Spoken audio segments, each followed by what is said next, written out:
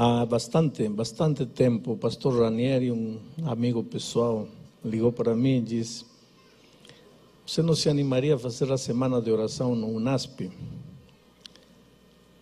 Falei para ele: Ranieri, você tem que pedir isso para um jovem, porque uma semana de oração no UNASP significa um ano de trabalho. Ele disse: não, mas vem. Falei: infelizmente meu programa está todo cheio, mas eu posso arrumar um fim de semana. Ele disse: então me avisa. E um dia apareceu um fim de semana, porque amanhã tem um casamento importante de um membro da família, e eu vou fazer o casamento em Brasília, e teria que estar aqui no Brasil. Então liguei para ele e falei: eu estou indo para lá. E ele me disse: que data? Essa data? Não, me disse, tem uma caravana da Esperança lá em Cuiabá. Falei: bom, é a única data. Mas você poderia vir mesmo não estando eu? Falei: não se preocupe, você não precisa estar. Vai lá, faz a caravana. Então não achem que é falta de cortesia do pastor Ranieri o fato de ter me convidado e ele não estar aqui. Mas ele já tinha se comprometido com antecedência. Mas esta era a única data que eu poderia estar aqui. Estou com muita alegria. E agradeço ao pastor Ranieri pela oportunidade. Aqui tem muita gente linda que forma parte da minha experiência passada.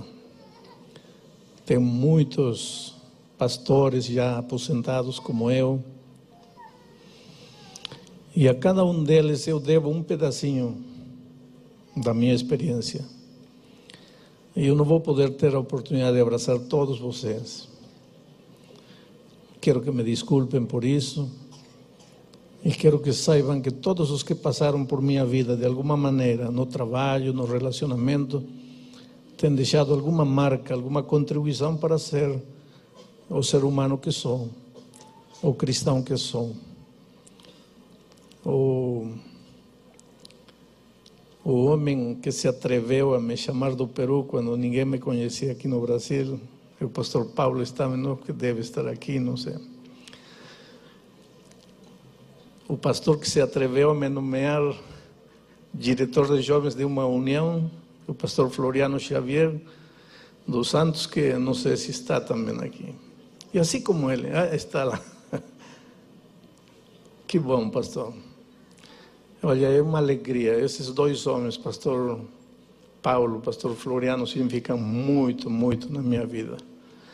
E assim como eles, eu já abracei Jeff, Teosmundo, tantos outros pastores, pastor Perestrelo, que foi meu primeiro tesoureiro aqui no Brasil. Tanta gente querida, quem eu não posso esta manhã poder abraçar pessoalmente, mas obrigado por tudo que vocês significaram, pelas pegadas que vocês deixaram na vida de muita gente, inclusive na minha. Quando eu era jovem, não? E imaginem, eu já estou aposentado, Natanael, estou orando por você, um grande amigo, tanta gente linda aqui. Bom, vamos abrir a palavra de Deus, queridos. Romanos capítulo 5. Deixem-me, eu decidi pregar 2 sermões de Romanos, esta sexta e sábado aqui. Deixem-me pregar o versículo 5:1, Romanos 5:1. O livro de Romanos, honestamente, queridos, daria para pregar se um pastor decidisse pregar somente o livro de Romanos, e se ele pregar todo sábado, quarta, domingo, eu acho que em menos de 3 anos ele não acaba o livro de Romanos, pela riqueza deste livro. E ele cobriria praticamente as doutrinas da igreja e cobriria os princípios da vida cristã de uma maneira admirável. O versículo 1 do capítulo 5 diz assim: justificados, pois, mediante a fé temos paz com Deus por meio de nosso Senhor Jesus Cristo. Já que tem a Bíblia aberta, leiam o último verso do capítulo 4. Diz assim: o qual foi entregue, está falando de Jesus, o qual foi entregue por causa das nossas transgressões e ressuscitou por causa da nossa justificação. E o versículo 1 diz: justificados, pois. Interessante, há uma conexão. Até o capítulo 5 de Romanos, no capítulo 1, 2, 3, 4, Paulo fala da necessidade da salvação.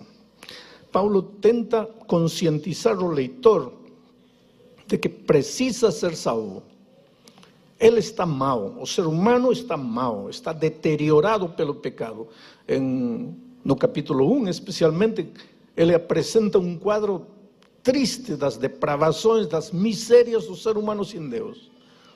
Ele tenta, nos primeiros 4 capítulos, conscientizar de 3 coisas. Primeiro, você precisa de Deus, você está perdido, você está arruinado, você está deteriorado, teus sentimentos, teus pensamentos, teus relacionamentos, está tudo mal por causa do pecado. Então você precisa de Jesus. E essa justificação que Jesus vai te dar é unicamente pela graça. Agora, a partir do capítulo 5, Paulo começa a falar dos benefícios da salvação. Dos benefícios da salvação. Interessante. Ele não apresenta primeiro os benefícios da salvação como uma bala, como um chocolatinho, como uma sobremesa, dizendo: olha, veja o que te espera. Não. Ele primeiro começa a epístola aos Romanos conscientizando da miséria do ser humano. Entende por que você precisa ser salvo. Como dizem na gíria, cai na real, acorda. Não acha que você é bom, como o humanismo de nossos dias ensina. Não acha que você está em progresso. Pelo contrário, você está em deterioração permanente. Interessante que hoje, muitas vezes se enchem em estádios, auditórios enormes, apresentando: olha os benefícios. Você não vai ficar doente, você não vai ter isto, você não vai ser pobre, você vai sair das dívidas. Isso também é parte do Evangelho, querido. Às vezes nós, como igreja, somos tímidos em apresentar os benefícios da salvação. Achamos que nesta vida o cristão tem que sofrer, tem que chorar, porque a nossa glória está lá nos céus. Não é verdade. Não é verdade. É verdade que nesta terra haverão aflições. Mas que o cristão tem que se rastejar no mundo, não é verdade. Agora, está errado quando o motivo para chamar as pessoas para a salvação são os benefícios. Deveríamos fazer como Paulo, trazer as pessoas para a salvação pela conscientização da sua necessidade. E aqui vem a participação maravilhosa do Espírito Santo, conscientizando o ser humano da sua realidade triste. Mas esse não é o meu tema, não vou analisar a Epístola aos Romanos. Meu tema é o capítulo 5, verso 1, e mais especificamente o termo paz. Diz: justificados, pois, mediante a fé, temos paz com Deus. Paz com Deus. Paz. A paz é o contrário do medo. O medo é ansiedade, é incerteza. O medo te amputa, te incapacita, te enfraquece. O medo te aniquila. O medo, a pior arma que o inimigo tem para destruir o ser humano é o medo. A paz é o contrário. Agora, pensa nisto. O primeiro sentimento negativo que o inimigo colocou no coração do ser humano quando pecou foi o medo. O medo. O primeiro sentimento negativo que o inimigo colocou no coração do ser humano quando caiu foi o medo. Era como se o diabo dissesse assim: colocando medo no coração do homem, não preciso fazer mais nada para destruí-lo, porque ele sozinho vai se destruir, ele sozinho vai acabar, ele sozinho vai se aniquilar. O medo. Agora, quando você vai a Jesus, diz Romanos 5:1, quando você vai a Jesus e é justificado por Ele, o primeiro sentimento que Deus coloca na tua vida é a paz, o contrário do medo. É interessante, você pode vir, ter chegado esta manhã aqui trazendo a sua vida rasgada, feita a pedaços, casamento destruído, endividado na vida financeira, pode estar doente, pode estar enfermo, pode estar com seus relacionamentos deteriorados, não consegue dormir, solidão, culpa, enfim, é um ser humano. Você vem numa reunião como esta para ouvir a palavra de Deus e ouve falar do Senhor Jesus Cristo, e você, na hora do apelo, se entrega a Jesus Cristo, esperando que desapareçam as dívidas, que desapareça a doença, que desapareçam as dificuldades no relacionamento familiar, etc, etc, etc. E você vai à frente para se entregar a Jesus, esperando todas essas bênçãos maravilhosas que todo ser humano precisa, e Jesus, em lugar de resolver teu problema de dívidas, em lugar de fazer cair um emprego do céu, em lugar de acertar o relacionamento familiar, Ele, quando você chega aqui à frente, Ele te dá paz. E às vezes você pode olhar para Deus e dizer: espera um pouco, Senhor, está tudo bem, eu preciso de paz, tudo isso, mas primeiro me ajuda a resolver as dívidas, primeiro me ajuda a arrumar um emprego, primeiro me sara, me cura, me levanta. E Ele, em lugar de fazer tudo isso, te dá paz. Por quê? Isto é interessante, querido. Por quê? Primeira razão, porque o primeiro sentimento negativo que o inimigo colocou no coração humano quando pecou foi o medo, contrário da paz. Agora, o primeiro sentimento que Deus coloca em teu coração quando você é justificado é o contrário do medo, a paz. Por quê? Porque uma pessoa com paz no coração é o melhor instrumento para a realização dos grandes milagres divinos. Porque há dois tipos de milagres: os milagres sobrenaturais e os milagres naturais. Os milagres sobrenaturais, você andar por cima da água e não se afundar, um corvo trazer um pedaço de glúten para você quando está com fome, você cair na cova dos leões famintos e o anjo do Senhor vir e fechar a boca dos leões, o mar vermelho, um mar de dificuldades, se abrir. Deus é Deus, querido. Esses são milagres sobrenaturais. E por favor, dê a Deus o direito de ser Deus. Acredite em Deus, não se atreva a duvidar do poder de Deus. Porque se alguém está com câncer esta manhã, pode sair de aqui curado. Deus é Deus. Não duvide neste mundo racionalista, pragmático, não se atreva a duvidar do poder de Deus, querido. Eu tive um grande amigo, pastor. A emoção é tão grande. Jerry Patzer, presidente da União Norte da Califórnia, um grande homem. Ele um dia disse: eu não sei por que tanta gente não consegue aceitar que um grande peixe, vamos dizer que seja uma baleia, eu não sei como tanta gente não consegue entender que um grande peixe engoliu Jonas. O teve dentro da barriga 3 dias, não o digeriu, e 3 dias depois o jogou vivo. Ele dizia: eu não entendo como tem gente que não pode aceitar isso.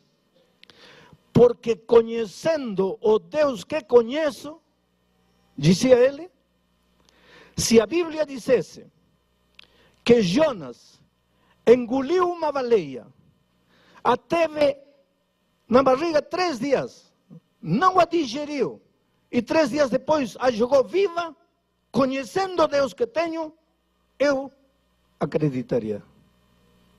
E no entanto, meu querido amigo Jerry Patzer morreu com um câncer na flor da vida. Como você entende essas coisas? Querido, Deus é Deus e pode fazer milagres sobrenaturais na hora que Ele quiser, quando Ele quiser, com quem quiser e porque Ele quer. Milagres divinos sobrenaturais não são atribuições humanas. Mas a maioria dos grandes milagres divinos são milagres naturais.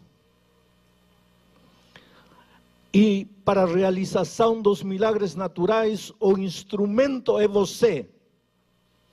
Porém, você justificado e você com paz em seu coração. Você é justificado e você com paz em seu coração. Vou contar uma experiência.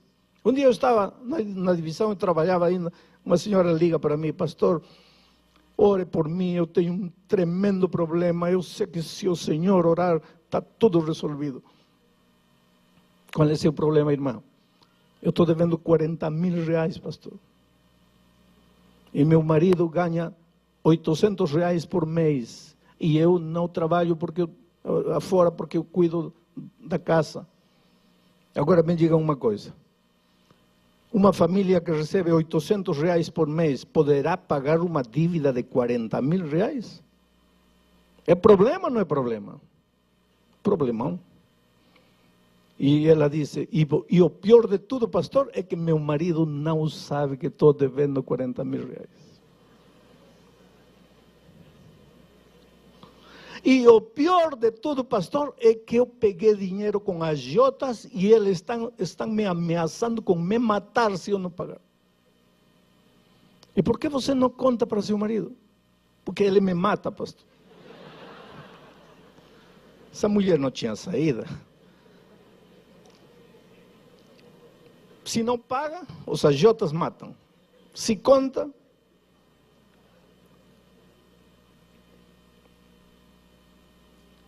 falei, tudo bem, filha, vou orar por você. Qual é o seu problema? 40 mil reais, pastor. Não. Eu estou perguntando qual é o seu problema. 40 mil reais, pastor. Não, filha, você não está entendendo. Você deve 40 mil reais. Isso eu sei. E eu creio em você. Eu estou perguntando qual é o seu problema. Pastor, 40 mil reais. Eu não estou mentindo, pastor. Para que eu ia ligar para o senhor para mentir? Falei, filha, quer dizer que se eu fizer uma oração e o senhor mandar um corvo trazendo no bico 40 mil reais, teu problema está resolvido. Ai, pastor, estaria resolvido. Filha, teu problema não estaria resolvido, porque teu problema não são os 40 mil reais. Pastor, sim, não, filha. Teu problema é outro, teu problema está no coração. Por que você se empresta dinheiro quando você sabe que não pode pagar? Por que você oculta a verdade de seu esposo? Você traz uma ferida no coração e você não percebe. E enquanto essa ferida não for curada, teu problema não está resolvido. Porque Deus te manda 40 mil reais hoje, próximo ano você vai me ligar, pastor, 10 mil reais. Aí, 6 meses depois, pastor, 5 mil reais. 5 anos depois, pastor, 50 mil reais. Teu problema não é dinheiro. Não estou dizendo que não precise. Não estou dizendo que você não deve. Teu problema está no coração. Há uma ferida que sangra e se manifesta no fato de procurar dinheiro quando você sabe que não vai pagar. Ela começou a chorar no telefone. E me disse, pastor, o senhor é um profeta. Mas por que, filha? Eu disse, pastor, o senhor acaba de descrever minha vida. Eu nasci no interior de Pernambuco, numa cidade pequenina.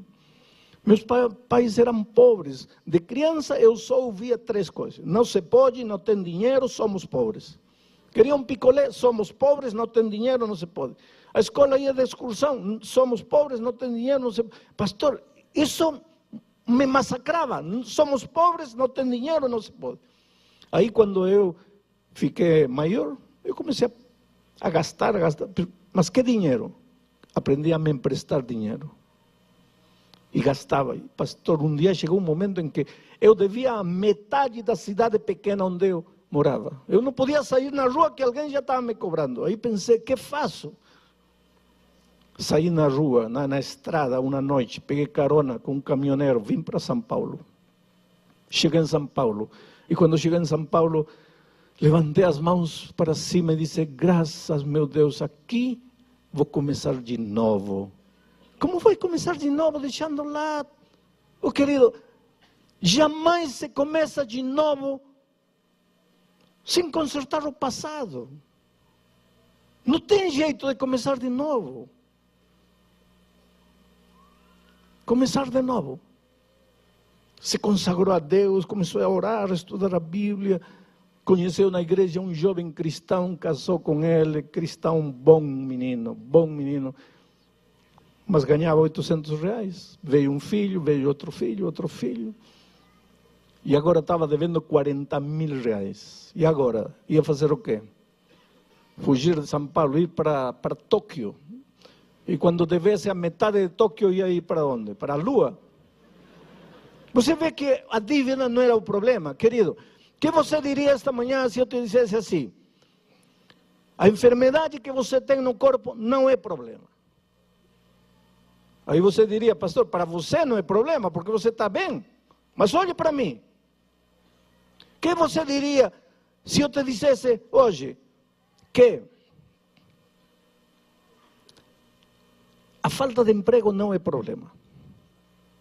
O que você diria se te dissesse que o fato de você não conseguir uma noiva, um noivo, não é problema? O que você diria se eu te dissesse que o fato de o casamento estar se fazendo pedaços, que nesse relacionamento deteriorado, a tua esposa não é o problema, o teu marido não é o problema? O que você me diria? Você diria, pastor, que o senhor não conhece a minha situação. Mas se conhecesse de perto, veria que sim é problema. Não, não é problema. O problema, querido, 99% dos problemas não estão fora da gente. 99%, não estou exagerando, 99% dos problemas estão dentro da gente. Lembra quando Pedro e seus companheiros estavam no mar da Galileia e Jesus apareceu aquela noite? Havia vento, havia tempestade, havia trovão, havia escuridão. E se você perguntasse a Pedro e aos discípulos, qual é o problema? Eles diriam, como qual é o problema? Não está vendo, está escuro, está chovendo, a água está entrando, vamos afundar, esse é o nosso problema. Não era o problema. Porque quando Jesus chegou na vida deles, não acalmou a tempestade, não fez o sol sair, não parou o vento, as ondas continuaram gigantescas. O que fez Jesus aquela noite quando chegou? Resolveu o problema. Mas então como continua a tempestade? Porque a tempestade não era o problema era o coração. E quando Jesus chegou aquela noite, arrancou o medo do coração, colocou a paz, a segurança, a certeza. E aí esse covarde Pedro que estava achando que ia morrer, que ia afundar, quando o medo foi arrancado do seu coração, quando a paz, a certeza entrou em seu coração, esse Pedro se levantou e começou a andar em meio da água. O vento continuava, a crise continuava, as dificuldades continuavam. Que me importa? Estou curado. E em nome de Jesus foi capaz de andar por cima da água. O problema, querido, é nosso coração. Não é que teu marido é mulherengo, é que você é ciumenta.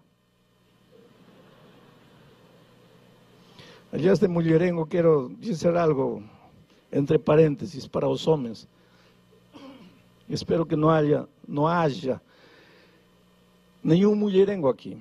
Mas os psicólogos estão discutindo ultimamente que uma das causas que levam o homem a ser um mulherengo é o medo. Que é isso? Medo. Medo de quê, pastor? Medo de não ser homem. E como tem medo de não ser homem, precisa se afirmar como homem. E a melhor maneira de se afirmar com homem, sai com uma, sai com outra, e em cada saída o que está gritando seu inconsciente é: sou homem, sou homem, sou homem. Quando você é homem, não precisa se afirmar, você é homem. Mas tem que ter paz no coração para isso. Se você não tiver paz, pois está mal. Paz no coração. E quando você vai a Jesus, a primeira coisa que ele faz é arrancar o medo que o inimigo te colocou e agora coloca paz em teu coração.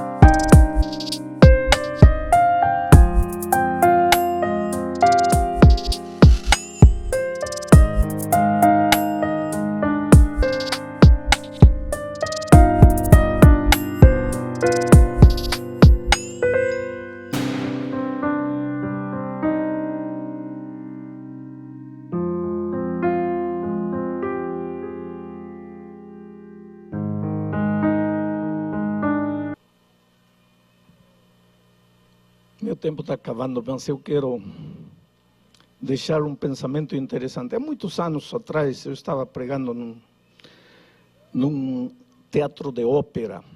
Tinha 5 andares. Era um teatro que girava assim. Tinha que estar pregando olhando para todo lado, para cima. E quando terminou a pregação, eu fui ao camarim e estava esperando aí o pastor que ia me levar para o hotel. Mas a porta se abriu e entrou na cama. E na cama um rapaz deitado, que não mexia do pescoço para baixo nada. Tetraplégico, quadraplégico, sei lá. Sem poder mexer nada. Eu conhecia a história porque já tinha me contado. Nasceu e cresceu na igreja aquele menino. Quando foi para a faculdade, para a universidade, ele um dia achou que seus pais estavam errados, que a Bíblia estava errada, que o Evangelho foi uma etapa na vida dele, que ele já tinha superado tudo isso. E ele saiu da igreja, ria dos pais, burlava de todo mundo, caçoava de todo mundo. Não queria saber nada com Deus, nada com a igreja, nada com a Bíblia, nada com o Evangelho. Um sábado de manhã, enquanto os pais estavam no culto, como hoje, ele estava na beira do rio com amigos, bebendo cerveja, dançando, fumando, felizes da vida. Lá pelas 4 da tarde já tinham bebido bastante, comido bastante carne, a mente já estava embotada. Já. O problema do álcool é esse, que chega um momento que você não sabe o que está fazendo. Perde a noção do risco, do perigo, então decidiram se jogar no rio de uma altura aí de 4 metros, e como a água estava meio turva, eles não perceberam que havia uma rocha, quase a flote. Ele se jogou, foi o primeiro, e caiu de cabeça na rocha. E literalmente se partiu o crânio. E ficou quase 1 ano entre a vida e a morte, os médicos para salvar, lutando. E finalmente saiu do hospital. Mas saiu condenado não a uma cadeira de rodas, condenado a uma cama para o resto da vida. Tornou-se uma criança. A coitada mãe cuidava dele para tudo, porque ele não conseguia fazer nada, mexia apenas a cabeça. Agora, em lugar de se arrepender ou ver isso como uma oportunidade para voltar a Deus, ele se revoltou muito mais contra Deus. E começou a insultar e a xingar a Deus. Eu nunca vi na vida alguém xingar a Deus como ele fazia. Mas com palavras assim feias, horríveis. E não é só isso, ele gritava com os pais, ele dependia para tudo da mãe e agredia a mãe. O pastor visitava, não queria pastor, os jovens foram a cantar para ele, não queria nada de nada. De cada 10 palavras que falava, 8 eram palavrões. Revoltado com a vida, revoltado com Deus, revoltado com todo mundo. Aí cheguei para pregar. E os pais, coitados, disseram, olha, se o pastor Bulhão fala com ele, talvez aconteça alguma coisa. Não é assim. A vida não é assim. Trouxeram ele. Ele já entrou me xingando. Nunca tinha me visto na vida. Já entrou me agredindo. Eu me aproximei dele, eu entendia, tentava entender a situação em que ele se encontrava, a dor que ele carregava. E disse, filho, veja, Deus te ama. Quero que saiba que Deus te ama. ¿Para que falei de Deus? Foi aí que voltou todas as armas contra Deus. E aquilo já me deixou mal. Ele agredir, falar essas coisas contra Deus. Falei, filho, qual é teu problema? Como qual é meu problema? Está cego? Não está vendo? Qual é meu problema? Falei, o fato de que você está deitado na cama e não pode se mexer, esse não é problema. Ah, não é problema? Então quer ficar, quer trocar de lugar comigo? Quer ficar aqui? Não, não quero. Só que estou falando que esse não é teu problema. Filho, teu problema está no coração. Teu coração está cheio de ódio. E esse veneno de ódio que está enchendo o teu coração está rebaçando. Só que esse teu veneno não faz mal às outras pessoas, mas esse teu veneno está te matando a ti mesmo. Você está morrendo por dentro. Eu sei que tua situação na cama não deve ser a mais cômoda, mas tua pior situação é o coração cheio de veneno, cheio de ódio, de revolta. O que Deus te fez, filho? Ele te empurrou para o rio? Não. O que teus pais fizeram? Vê o amor com que tua mãe te cuida. Por que você agrede ela? Olha, teu problema vai acabar o dia que um dia você gritar a Deus e dizer, Senhor, me entrego, me perdoa, aceito, tira o veneno do meu coração, mas enquanto esse veneno estiver em teu coração, não tem solução para você. Ele começou a gritar, e começou a gritar com os pais, para que me trouxeram? Eu falei para não me trouxer. E todo mundo levou a cama de volta, ele bravo. Passaram 5 anos. Cheguei naquela cidade de novo para pregar naquele mesmo teatro de ópera. Terminei de pregar, estava no mesmo camarim esperando o pastor para me levar no hotel e de repente a porta se abre e a cama entra de novo. E pensei tudo de novo. Só que ele trazia um sorriso no rosto. E disse, pastor, não se assuste, não vou lhe fazer nada. E chegou perto e disse, pastor, eu só vim para lhe agradecer. Obrigado, pastor. A última vez eu fui malcriado, eu quero lhe pedir desculpas. Falei, filho, não. Eu acho que quem tem que pedir desculpas sou eu. Eu acho que naquele dia eu não te disse o que você estava querendo ouvir. Ele disse, não, pastor, você não me disse o que eu queria ouvir. Você me disse o que eu precisava ouvir. Mas aquele dia, pastor, eu saí de aqui odiando o Senhor. Odiando-o. Há muito tempo que eu não falava com Deus. Aquela noite eu orei, mas pedindo para...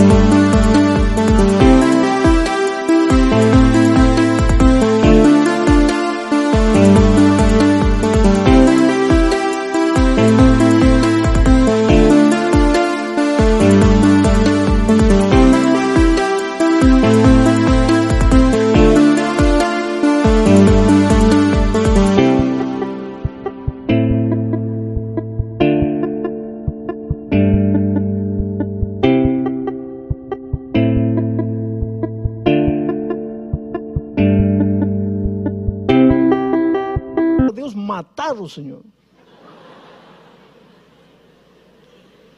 Porque eu achei o Senhor um homem insensível. Como teve coragem de me dizer tudo que me disse, sabendo que eu não podia me defender? Mas pastor, Até aquele dia todo mundo me passava a mão na cabeça e dizia, coitadinho, coitadinho, coitadinho. Eu me sentia um coitadinho, mas aquele dia, pastor, o Senhor me disse coisas que me doeram, mas depois quando eu fui para casa fiquei pensando, levei 7 meses, pastor, com esse ódio pelo Senhor em meu coração. Só que sua voz não saía do meu ouvido. Filho, teu problema não é o estado em que você está, teu problema é teu coração cheio de ódio, e esse ódio está te matando a ti, e essa situação vai acabar quando você olhar para Deus e clamar por perdão e suplicar.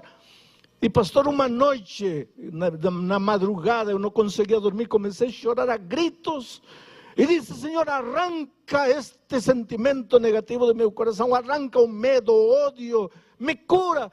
Meus pais chegaram assustados, o que foi? Aquela noite, pastor, dormi, e dormi tão bem.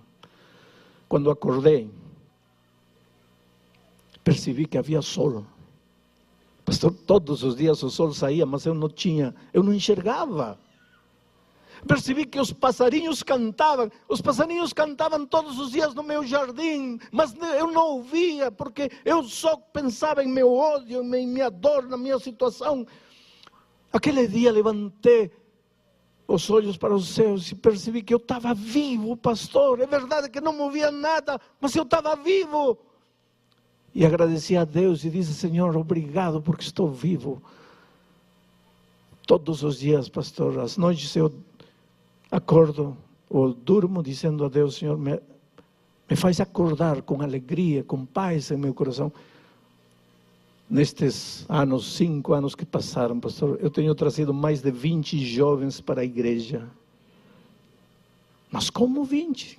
Como? Como você faz isso? Ah, pastor, é que os jovens da igreja me levam, e eu peço para eles me levarem na boca do lixo da cidade, onde está a prostituição, as drogas. Os jovens cantam com violão, depois eu prego, deitado na minha cama.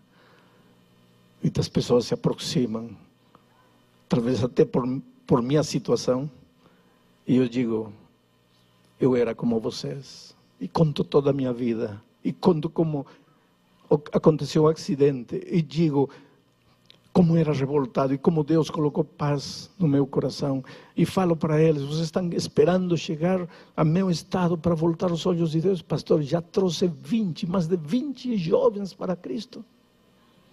E todo dia lhe digo, Senhor, deixa-me viver para continuar trazendo gente para ti. E pastor, eu pintei um quadro e quero lhe mostrar. E aí trouxeram o quadro.